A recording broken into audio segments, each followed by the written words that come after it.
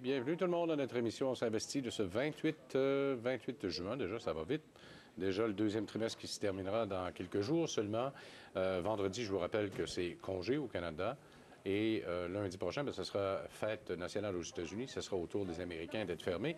Alors, 2 semaines consécutives où ce sera des semaines de 4 jours.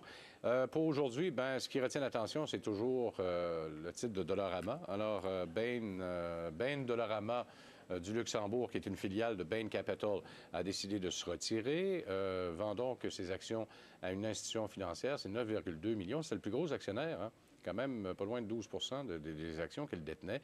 Donc, les vend à 32,50 $. Les avait payés à 19,50 au moment où Dollarama est entré en bourse. Regardez ça depuis le début, depuis le 8 octobre 2009, donc le 10 août 2009. On le disait comme il faut. Alors, c'est en bourse, parti à 17,50, première transaction. On est rendu à 32,50. Bain Capital est bien heureuse de se retirer de tout ça, de cette aventure qui a été excellente. D'ailleurs, les profits de Dollarama au dernier résultat financier étaient plus que ce que estimaient les analystes. On a instauré un dividende, donc c'était peut-être le temps pour Bain Capital. Il y en a plusieurs qui voient ça comme un mauvais signal. Je ne suis pas certain, moi, que c'est un mauvais signal, parce qu'habituellement, Bain Capital, lorsqu'il fait un investissement, c'est barré dans le temps. Maximum, c'est 4-5 ans. Et ensuite, on se retire lentement de cette transaction et on laisse voler de ses propres ailes. Bain Capital, c'est une firme d'investissement. C'est là pour faire de l'argent, c'est là pour faire de l'argent vite. C'est pas nécessairement là pour être de l'investissement à long terme. Alors, c'est un peu ce qui s'est passé. D'ailleurs, on avait vendu 12 ou 13 millions d'actions au cours du mois de décembre et personne n'avait fait cas à ce moment-là. Là, on vend les 9,2 millions qui restaient et tout le monde en parle. Oui, c'est peut-être un signal. On commence peut-être à plafonner dans le secteur. Il y en a un analyste ce matin qui, lui, est plutôt bearish, donc baissier sur le titre, se dit, bien, il va commencer à y avoir de la compétition. Mais on verra ça au cours des prochains trimestres. Les marchés sont positifs aujourd'hui, fort heureusement. Ce qui retient l'attention, c'est ce vote qui devrait se prendre d'ici demain soir au Parlement grec.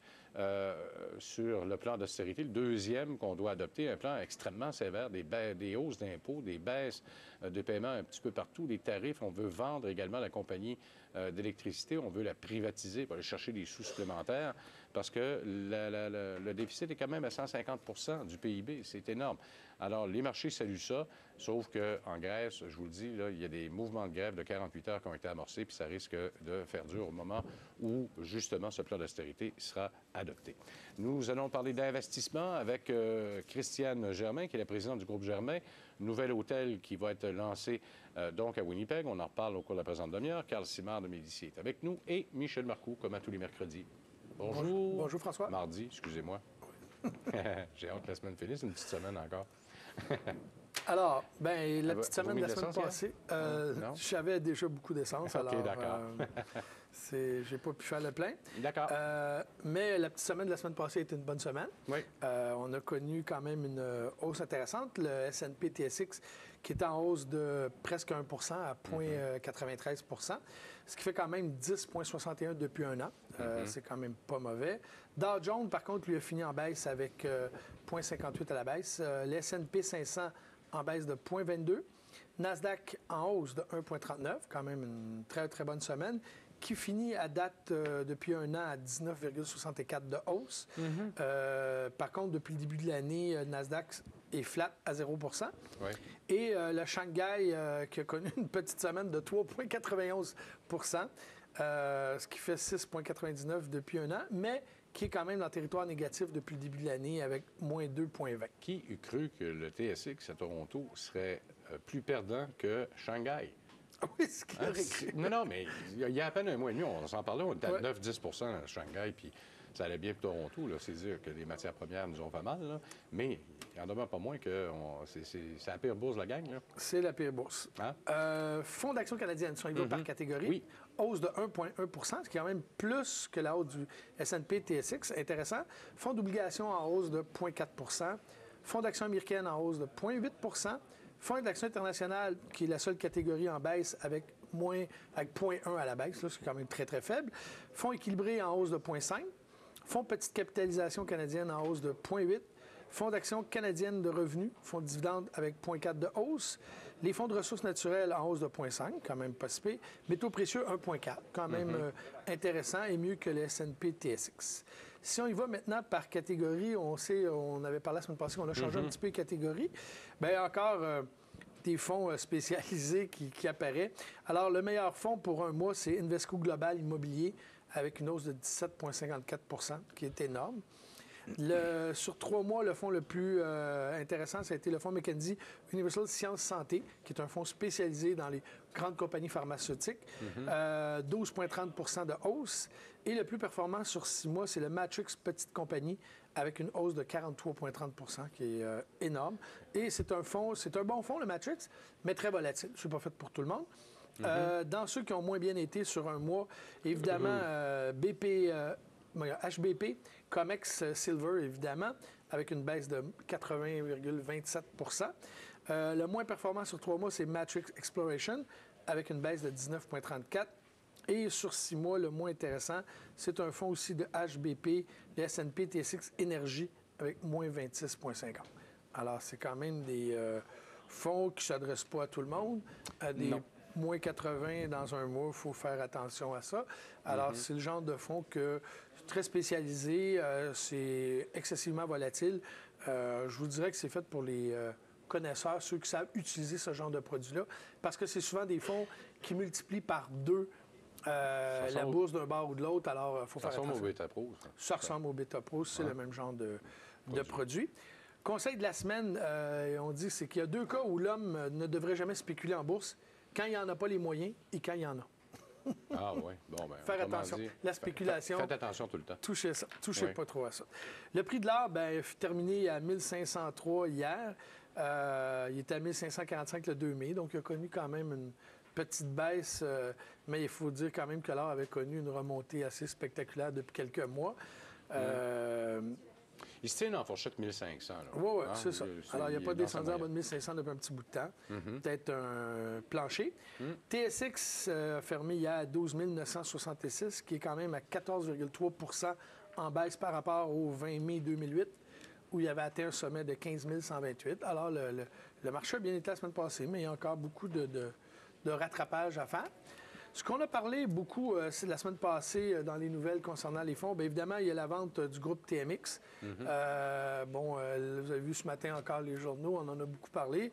C'est vraiment, chacun sort ses griffes actuellement. Qui va l'emporter, on va le savoir dans 3 jours. Oui, bien, c'est le 30. C'est le 30.